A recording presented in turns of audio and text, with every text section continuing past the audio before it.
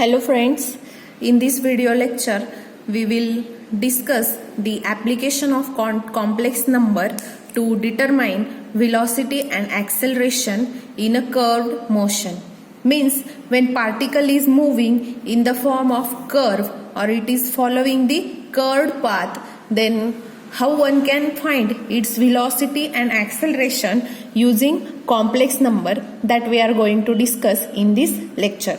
For this, I will consider a particle which is moving along some curve in xy plane. This is x and y plane, the plane formed by x and y axis. So, I am considering this path, curve path followed by the particle. Now here at time t, at particular time of instant, time t, the particle, let's say, occupy the position P. Then this origin and P, point O to P, the line joining to this will represent the complex number, and R is nothing but modulus of that complex number, that is its magnitude. Okay, and let theta be the angle made by the position vector drawn from O to P, that is position vector of point P. Then r and theta are polar coordinates and x and y are the Cartesian coordinate of point P. At particular time of instant, time t, particle is at position P. As soon as particle is moving, means if particle is changing its position, let's say at particular time it is here, after some time it will acquire this position, after some time it will acquire this position. So for these particular times, the particle will change its position, and according to that position, after some time the theta and r, these coordinates are also changing, because see, suppose particle having this position, then if you join this origin O and this point, then magnitude as well as angle made by this position vector is going to change. So in this way particle is moving along the curve. Okay. Now let's say the point P is represented by a complex number Z. So P represented by complex number Z equals to x plus iy in Cartesian form, and if it is in polar form, if I am going to write, then it will be having Z is equals to r e raised to I theta. This is polar form of the complex number or exponential form of the complex number. Okay. Now we have to find velocity of that particle. So since particle is moving, then r and theta is also changing with the time. This means what? R and theta are function of time. So Z is also function of time. So since r and theta changes with time t, Z, that is our complex number, is function of t, that is r and theta are also the function of time, because particle is changing its position as time changes. R and theta are also changing since particle is changing its position. So I can write Z as a function of t.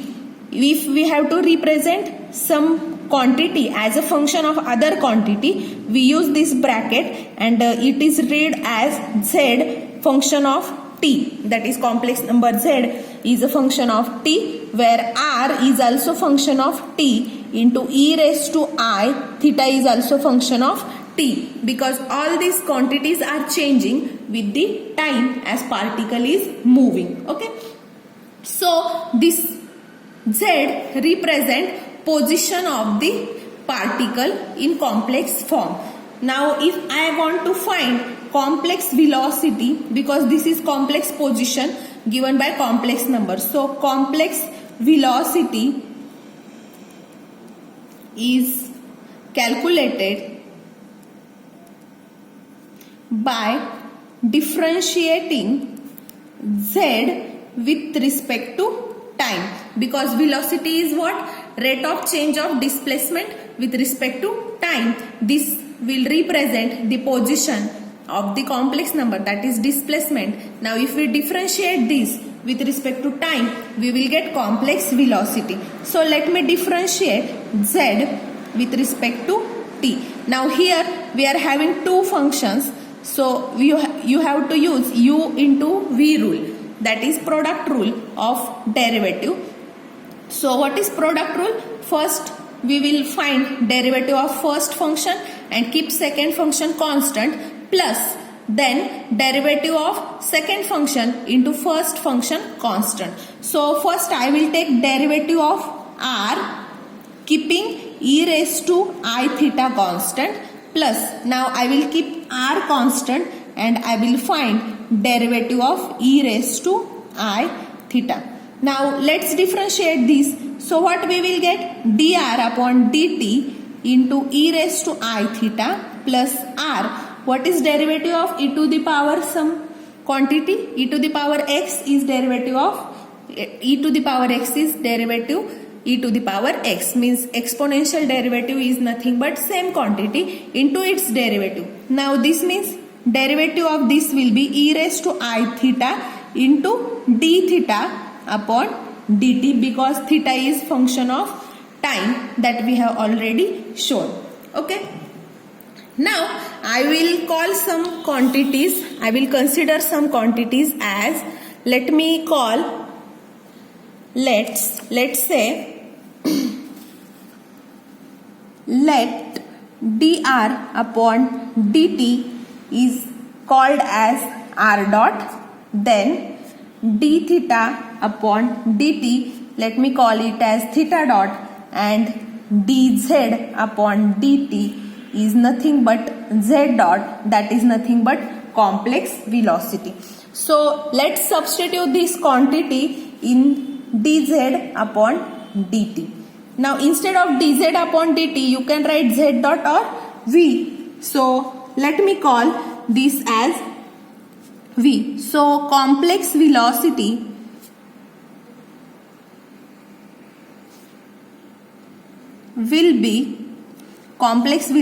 will be v is equals to, instead of dr upon dt I can write r dot e raised to I theta plus r e raised to I theta instead of d theta upon dt, and here see quantity I is remain, sorry for this mistake, because here we find derivative of e to the power I theta is e to the power I theta into derivative of this quantity. In this I is constant, so multiply by I and derivative of d theta upon dt. So here I is there, sorry for this mistake. So I into now d theta upon dt is nothing but theta dot.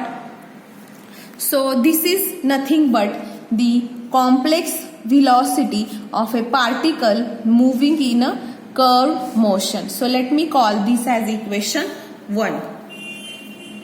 Now here the quantity I can be written as e raised to I pi by 2. How? Let me prove this.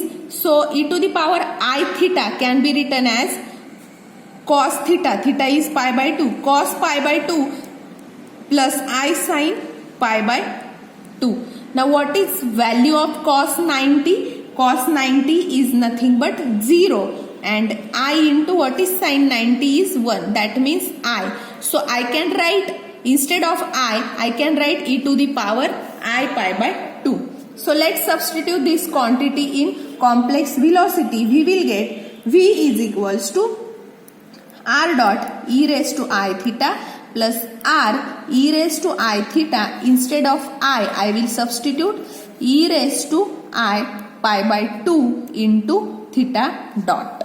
Now here base is same, we can take addition of power. So I can write r dot e raised to I theta plus r e raised to, let's take I common, into theta plus pi by 2 into theta dot. This is nothing but the complex velocity of the particle moving along the curve, where this quantity r dot e raised to I theta represents radial component of velocity.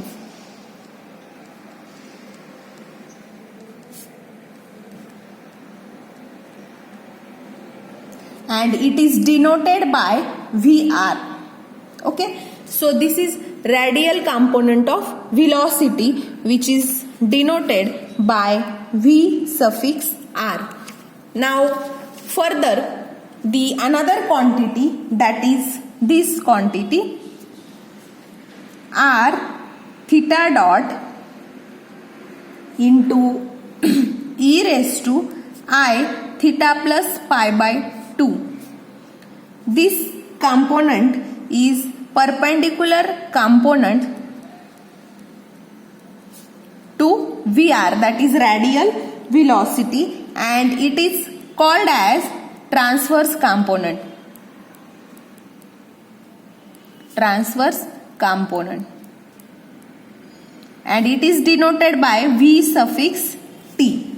Okay, so the complex velocity is addition of radial component and transverse component. Okay, now let's say this is equation 2. Now if we differentiate this equation, or equation 1 is this equation, so if we differentiate this equation with respect to t, we will get acceleration, because complex acceleration is calculated by differentiating the velocity.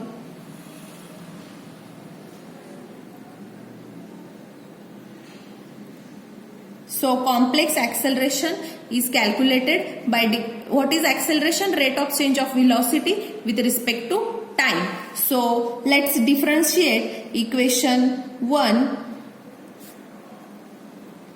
with respect to t. Differentiate equation 1 with respect to t, we will get complex acceleration. So let's differentiate this equation. So dv upon dt is equals to d by dt of r dot e raised to I theta plus r e raised to I theta into I into theta dot. Now how to find this derivative? It is complicated, so solve it carefully. So let's find this derivative. First find derivative of this term. Now here again we have to use product rule. Also here 3 functions, so we have to again use product rule. First find this. Now here 2 functions. Let's keep the exponential part constant. What will be derivative of r dot? Derivative of r dot will be r double dot, because we are substituting dr by dt as r dot. If we differentiate this, means again if we took d by dt of this, we will get r double dot. This notation we are going to use. So here we will get r double dot, that is derivative of r dot into e raised to I theta. Now keep r dot constant and take derivative of e raised to I theta. Its derivative will be e raised to I theta as it is into derivative of this quantity, that is I into d theta by dt. D theta by dt is nothing but theta dot. So write here theta dot plus now derivative of this term. Now here first we will take the derivative of one term and we will keep 2 terms constant.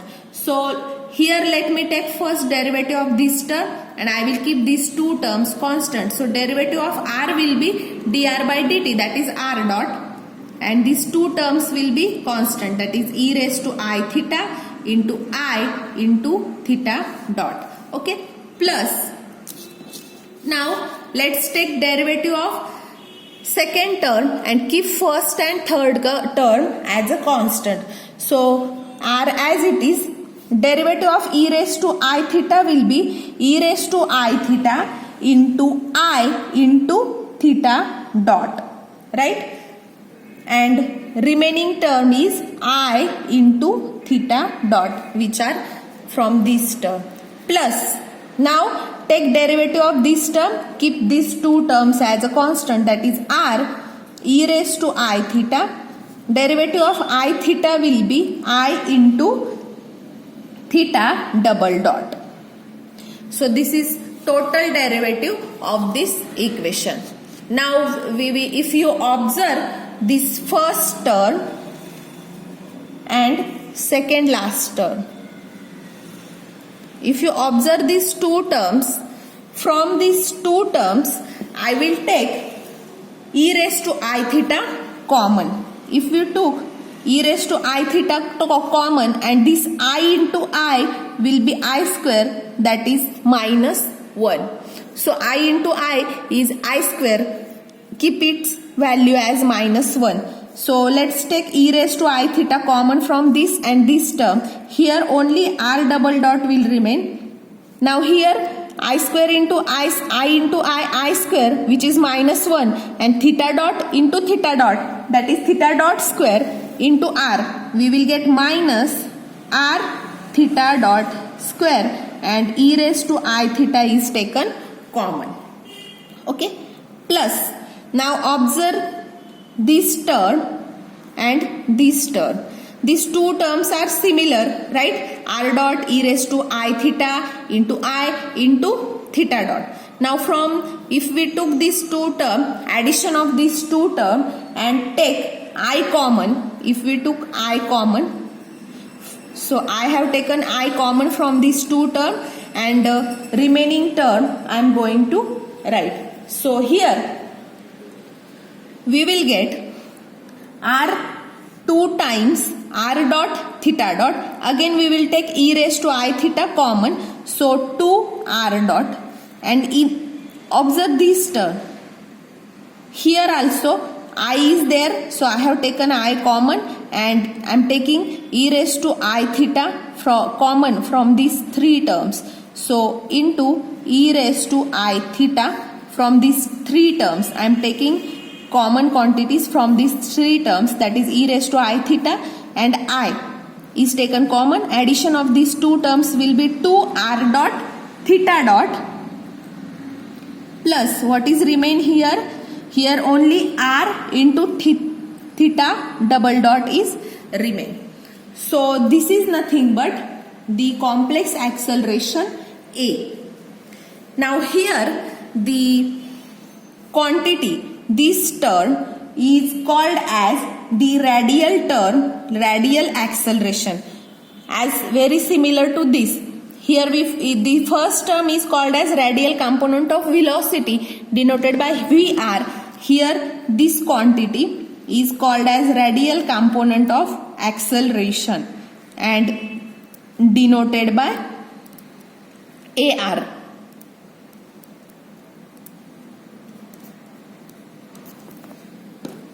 Radial component of acceleration. So it is denoted by AR, and the another quantity, that is AT, that is transverse component of acceleration, which is nothing but 2 r dot theta dot plus r theta double dots, that is 2 r dot theta dot plus r theta double dot, that is this quantity is called as AT, that is transverse component. Transverse component of acceleration, which is denoted by AT. So in this way, complex numbers are very useful to find acceleration and velocity. Also radial component of velocity, transverse component of velocity, then radial component of acceleration and transverse component of acceleration of a particle which is moving in a curved motion. So this is end of the first chapter, and in next lecture we will discuss some problems, then our chapter will be over.